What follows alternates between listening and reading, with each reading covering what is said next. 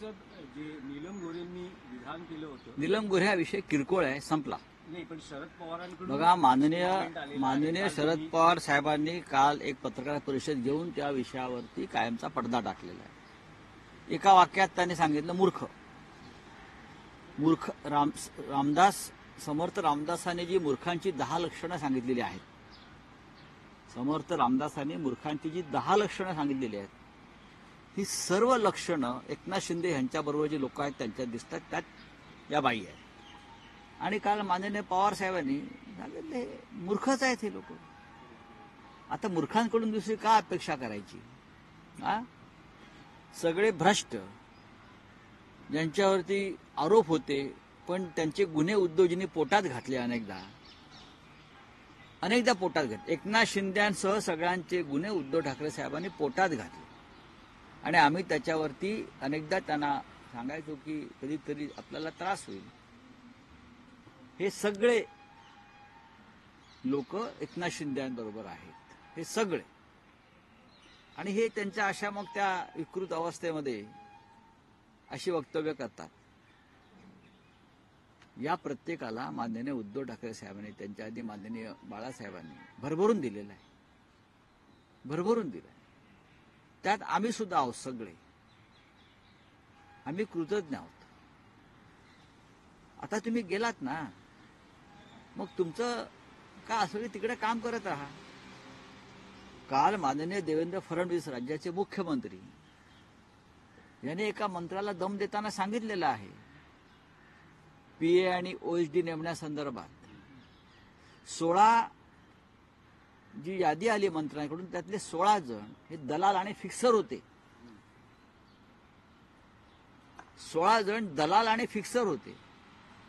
माझं मुख्यमंत्र्यांना किंवा राज्याच्या मुख्य सचिवांना आव्हान आहे, कोणत्या मंत्र्याने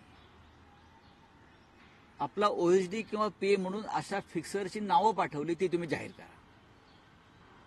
महाराष्ट्राच्या हितासाठी, in the interest of state, in the interest of public, की हे कोण फिक्सर आहेत आणि या फिक्सर किंवा दलाल पीए यांची जी नावं पाठवली, माझ्या माहितीप्रमाणे हे सर्व मंत्री हे शिंदे गटाचे आहेत, म्हणजे अमित शहांच्या पक्षाचे आहेत, हे त्यांच्याच पक्षाचे आहेत. शिंदेचा पक्ष अमित शहांचा पक्ष आहे.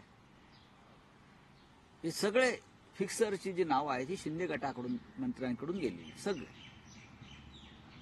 तसं नसेल तर माननीय मुख्यमंत्र्यांनी किंवा राज्याचे जे प्रशासकीय प्रमुख आहेत त्यांनी ते जाहीर, मी नावं देईन ना, माझ्याकडे नावं 16 जणांची आहेत, 16च्या 16. सगळे शिंदेचे मंत्र्यांची 16च्या 16, 13 शिंदेचे आहेत आणि उरलेले जे आहेत ते अजित पवार गटाचे आहेत. आता मी मागे म्हणलं की अजित पवार जे आहेत यांना त्यांच्या मर्यादा माहीत आहेत. मुख्यमंत्र्यांच्या जे अधिकार आहेत त्याचं ते पालन करतात. अजित पवार हे पाप धुवायला प्रयागराजला गेले नाहीत. त्यांना माहिती आहे महाराष्ट्रामध्ये सुद्धा अनेक पवित्र नद्या, तीर्थस्थळं आहेत. काही लोकांनी इतकं पाप केलंय, गेल्या 2.5 वर्षात त्या पापाचा कडेलोट झाला आणि ते मग गेले. पण ह्या सगळ्यांचे जे फिक्सर पीए आणि ओएसडी होते त्यांना रोखल्याबद्दल आणि महाराष्ट्राचं संभाव्य नुकसान टाळल्याबद्दल मी माननीय मुख्यमंत्री देवेंद्र फडणवीस यांचं अभिनंदन करतो. अत्यंत कठोर निर्णय ते घेत आहेत. जरी आमच्यात राजकीय मतभेद असले तरी राज्याच्या हिताच्या घेतलेल्या अशा निर्णयांना आम्ही पाठिंबा देतो. पण राऊतसाहेब, यंदाचे मुख्यमंत्री देवेंद्र फडणवीस हे वेगळे पाहायला मिळतात. शिस्त लावण्याचा एकूण त्यांचा प्रयत्न दिसतोय. मग ही आर्थिक नियोजन असेल, आर्थिक शिस्त संदर्भातली महाराष्ट्राला गेल्या 2.5-3 वर्षामध्ये जे घटनाबाह्य सरकार होतं त्या काळामध्ये महाराष्ट्रात आर्थिक अराजक माजवलं गेलं.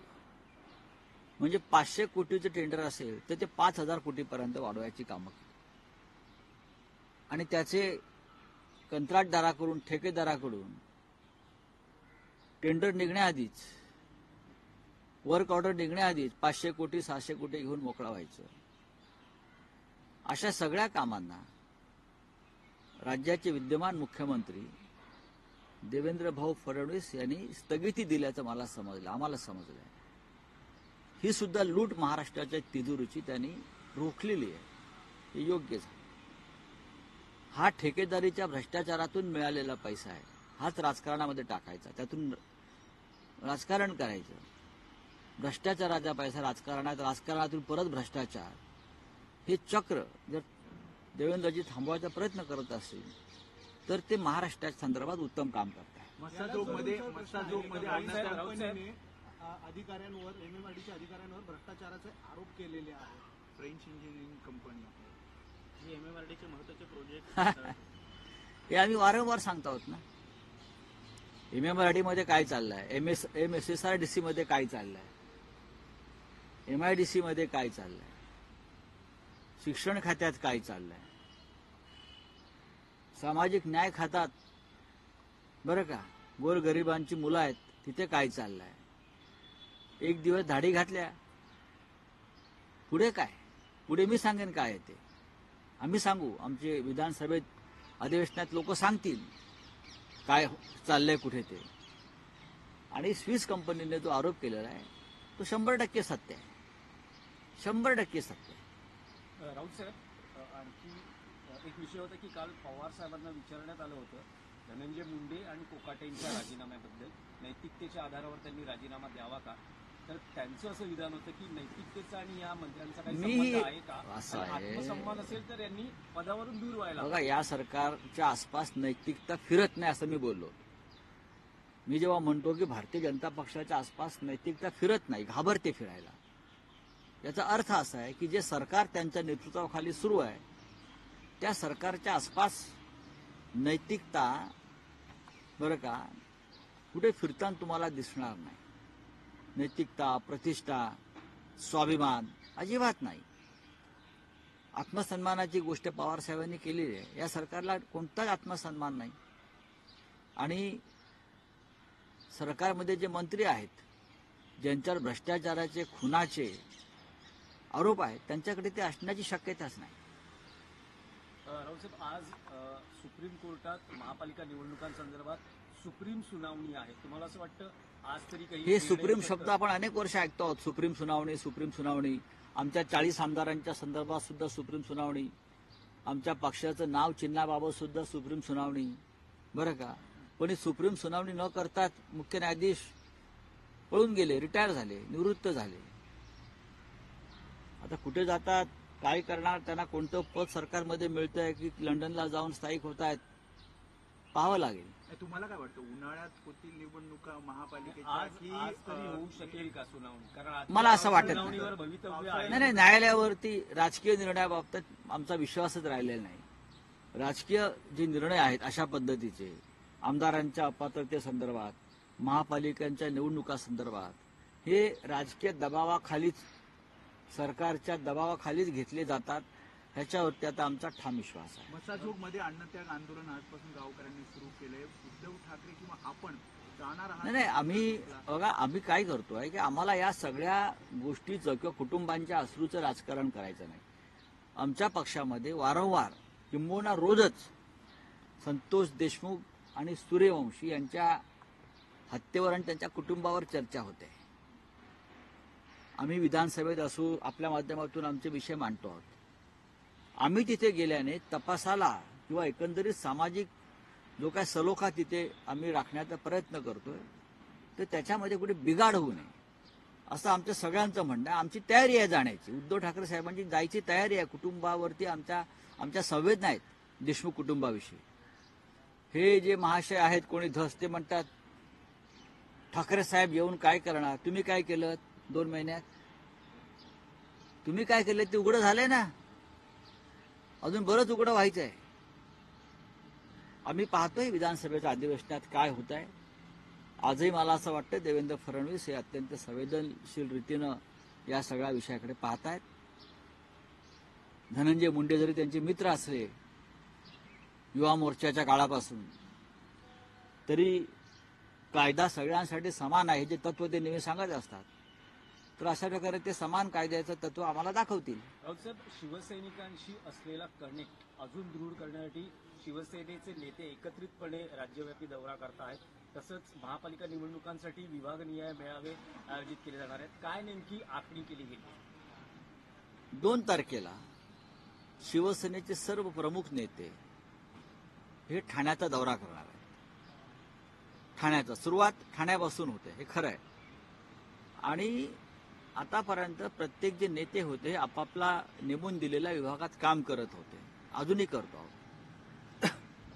नेत्यांनी असं ठरवलं उद्धवजींच्या संमतीनं की काही महाराष्ट्रातले भाग असे आहेत जिथे सर्व नेत्यांनी, प्रमुख नेत्यांनी एकत्र दौरा करावा आणि शिवसैनिकांशी संवाद जो आहे तो निर्माण करावा, संवाद करावा, त्यांचे विषय समजून घ्यावे, जागेवर जाऊन पदाधिकाऱ्यांना भेटावं.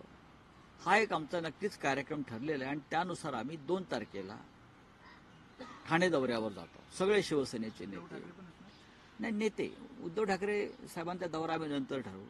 मग पालघरला जाऊ, मग कोकणात जाऊ.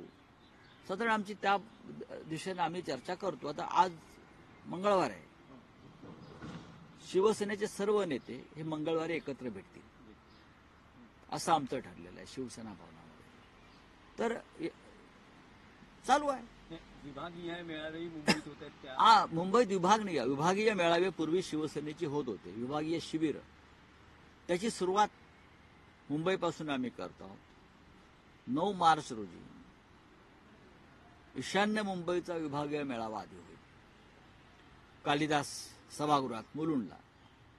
तो जोरदार होईल आणि माननीय उद्धव ठाकरे, माननीय आदित्य ठाकरे, सर्व शिवसेनेचे नेते, पदाधिकारी या भागातले, उपशाखा प्रमुख पदापासून ते सगळे पुढले हे त्या विभागीय शिबिराला उपस्थित राहतील. दिवसभराचं शिबिर आहे. अशा प्रकारची शिबिरं मग मुंबई, ठाण्यामध्ये, महाराष्ट्रातल्या अनेक जिल्ह्यांमध्ये करण्याची योजना आहे. राऊतसाहेब, एक प्रश्न आहे, कदाचित तुम्ही म्हणाल की वारंवार हा प्रश्न विचारला जातो, पण अलीकडे असं दिसून येतंय की अनेक कौटुंबिक सोहळ्यांमध्ये राज ठाकरे, उद्धव ठाकरे एकत्र दिसतात आणि त्यांचे जे चाहते किंवा त्यांचे जे कार्यकर्ते आहेत त्यांच्यात साहजिकच एक आनंद निर्माण होतो आणि अनेकदा म्हटलं जातं की हे 2 भाऊ एकत्र येतील का? आम्हाला सुद्धा आनंदच होतो 2 भाऊ एकत्र आल्यावर. आम्हाला पण आनंदच होतो ना. अशा त्यांच्या भेटी वारंवार घडाव्यात आणि लोकांच्या मनातला संभ्रम दूर व्हावा, एवढंच मी सांगेन. शेवटी भाऊ आहेत, कुटुंब आहेत, लहानपणापासून जन्मापासून 2 भाऊ एकत्र आहेत. ते जर भेटत राहिले तर त्याचा एक सकारात्मक ऊर्जा बाहेर येते. ती सकारात्मक ऊर्जा राजकीय ज्याला आपण पॉझिटिव्ह एनर्जी म्हणतो ती आली की लोकांना जरा बरं वाटतं ना. शेवटी ठाकरे आहेत. कोणी किती उड्या मारल्या तरी ठाकरे हे ठाकरे आहेत, लक्षात घ्या.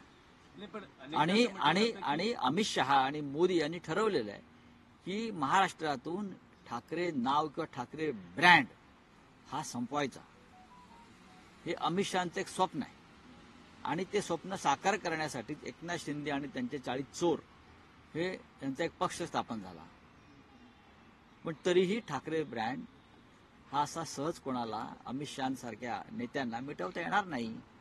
तुमच्या हातामध्ये न्यायालय, चुनाव आयोग वगैरे काय असलं तरी ठाकरे हे मी परत सांगतो. साहेब, असं म्हटलं जातं की 2 भावांना एकत्र आणण्याचं कौशल्य जर आता कोणामध्ये असेल तर ते संजय राऊतांमध्ये, कारण ते दोघांचेही मित्र राहिले. प्रश्न मित्र असण्याचा नाहीये.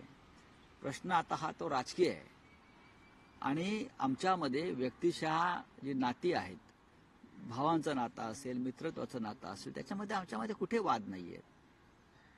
महाराष्ट्राच्या शत्रूशी कोणी हात मिळवणी करू नये ही आमची भूमिका आहे. ज्याने हिंदुहृदय सम्राट बाळासाहेब ठाकरे यांनी मराठी माणसासाठी स्थापन केलेल्या शिवसेनेचे तुकडे केले, तो पक्ष विकत घेतला आणि विकत घेतलेला पक्ष शिंदेच्या हातात सोपवला.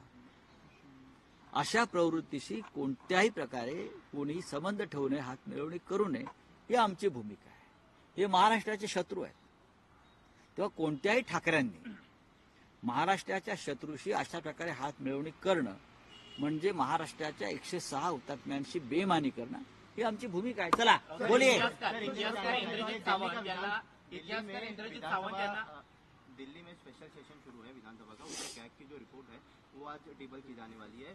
भारतीय जनता पार्टी ने इस कैग रिपोर्ट को चुनाव प्रचार में इस्तेमाल किया था अरविंद केजरीवाल के खिलाफ, शराब घोटाला हो या शीश महल में रहना हो।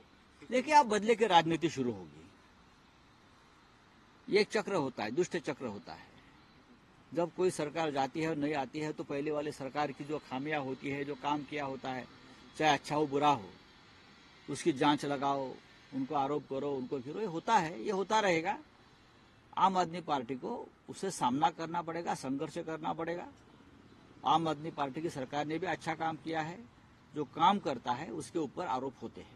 आत्मसम्मान रखने के लिए कोई भी अपना इस्तीफा ने देता कल प्रयागराज में एकनाथ शिंदे कल प्रयागराज में गए, उन्होंने वहाँ जो है कुंभ में स्नान किया। दूसरी तरफ उन्हीं जहाँ के वो पालक मंत्री थे वहाँ पर थाने में उल्लासनगर करके इलाका है, वहाँ पर एक डॉक्टर की मृत्यु हो गई है क्योंकि पॉटहोल्स में उनकी गाड़ी स्किट हो गई और उसके बाद उनको अपनी आप उनको जाकर पूछिए ना, उनका बेटा वहाँ एमपी है, उनको जाकर पूछिए। आप जो बोलते हैं ना कि मैं ऐसा काम किया, मैंने इतना काम किया, मैं बहुत बड़ा विकास पुरुष हूँ, तो आप जाकर उनका बेटा वहाँ एमपी है, उनकी सरकार है, ये सवाल उनसे पूछिए। बार बार वहाँ इस प्रकार की हत्याएं, एक्सीडेंट क्यों हो रहे हैं, लोग क्यों मरे जा रहे हैं। कल एक वहाँ जनता दरबार हो गया गणेश नाइक जी का, वो भी मंत्री है, उनसे जाकर पूछिए। ये सवाल आप हमसे पूछते हो, कभी जाकर ये सवाल आप सरकार के मंत्रियों को पूछिए। आत्मसम्मान रखने के लिए जो अपना है इस्तीफा शिवसेना देना जरूरी है सर। आत्मसम्मान की बात और नैतिकता की बात इस सरकार के साथ नहीं जुड़ी है। ये सरकार के आसपास नैतिकता और आत्मसम्मान शब्द आते नहीं, आसपास टहलते नहीं, तो उनसे आप नैतिकता और आत्मसम्मान की बात क्या करेंगे। जिनके ऊपर हत्या और भ्रष्टाचार के घृणास्पद आरोप है, एविडेंस है, हाँ, और जिनकी हत्याएं हुई है, उनके बच्चे न्याय के लिए आज भी सड़क पर बैठे हैं, लेकिन जिस मंत्री के ऊपर आरोप है वो कैबिनेट में जाकर बैठा है खुलेआम, तो कौन सी नैतिकता है।